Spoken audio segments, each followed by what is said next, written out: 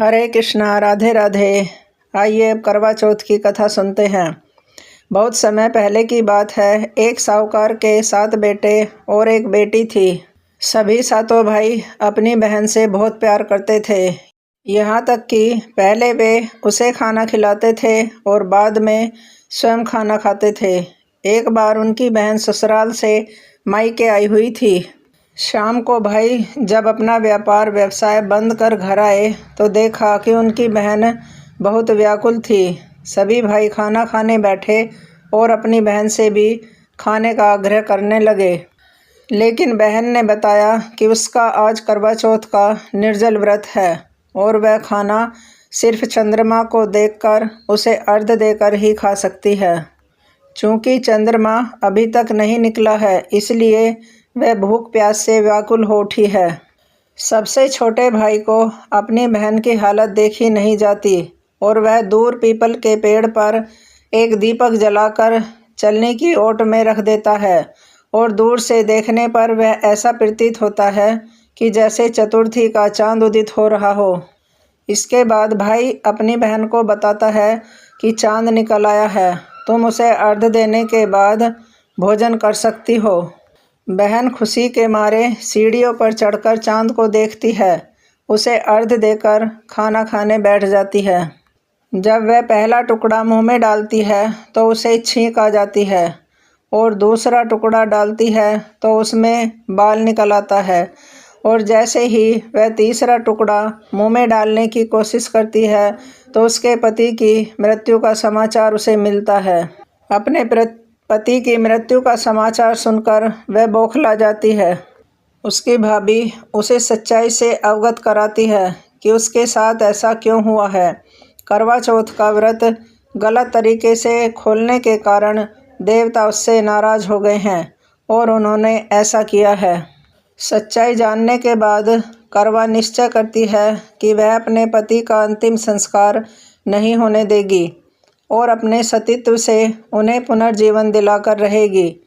वह पूरे 1 साल तक अपने पति के शव के पास बैठी रहती है और उसकी देखभाल करती है। उसके ऊपर उगने वाली सुईनुमा घास को वह एकत्रित करती जाती है। 1 साल के बाद फिर करवा चौथ का दिन आता है। उसकी सभी भाभियाँ करवा चौथ का व्रत रखती हैं। जब भाभियाँ उससे आशीर्वाद लेने आती हैं तो वह प्रत्येक भाभी से यम सुई ले लो, पिया सुई दे दो, मुझे भी अपनी ऐसी सुहागिन बना दो, ऐसा आग्रह करती है। लेकिन हर बार भाभी उसे अगली भाभी से आग्रह करने को कहकर चली जाती है। जब दूसरी भाभी आती है तो करवा उससे फिर वही बात कहती है, यम सुई ले लो, पिया सुई दे दो, मुझे भी अपनी जैसी सुहागिन बना दो, ऐसा आग्रह करती है। लेकिन वह भी दूसरी भाभी भी तीसरी भाभी पर के पास जाने के लिए उसे आग्रह करती है। इस प्रकार वह तीसरी, चौथी, पांचवी, जब 6ठे नंबर की भाभी जाती है तो करवा उससे भी यही बात दोहराती है। यह भाभी उससे बताती है कि चूँकि सबसे छोटे भाई की वजह से उसका व्रत टूटा था, अतः उसकी पत्नी में ही शक्ति है कि वह तुम्हारे पति को दोबारा जीवित कर सकती है। इसलिए जब वह आए तो तुम उसे पकड़ लेना और जब तक वह तुम्हारे पति को जिंदा न कर दे उसे नहीं छोड़ना। ऐसा कहकर वह चली जाती है। सबसे अंत में जब छोटी भाभी आती है तो करवा उनसे भी सुहागिन बनने का आग्रह करती है, लेकिन वह टाल मटोल करने लगती है। इसे देखकर करवा उन्हें जोर से पकड़ लेती है और अपने सुहाग को जिंदा करने के लिए कहती है। भाभी उससे छुड़ाने के लिए नोचती है, खसोटती है, लेकिन करवा नहीं छोड़ती है।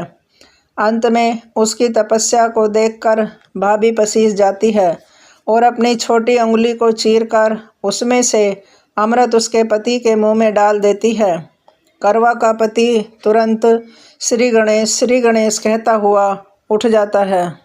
इस प्रकार प्रभु कृपा से उसकी छोटी भाभी के माध्यम से करवा को अपना सुहाग वापस मिल जाता है। हे श्री गणेश, हे माँ गौरी, जिस प्रकार करवा को चिर सुहागन का वरदान आपसे मिला है, वैसा ही सब सुहागिनों को देना।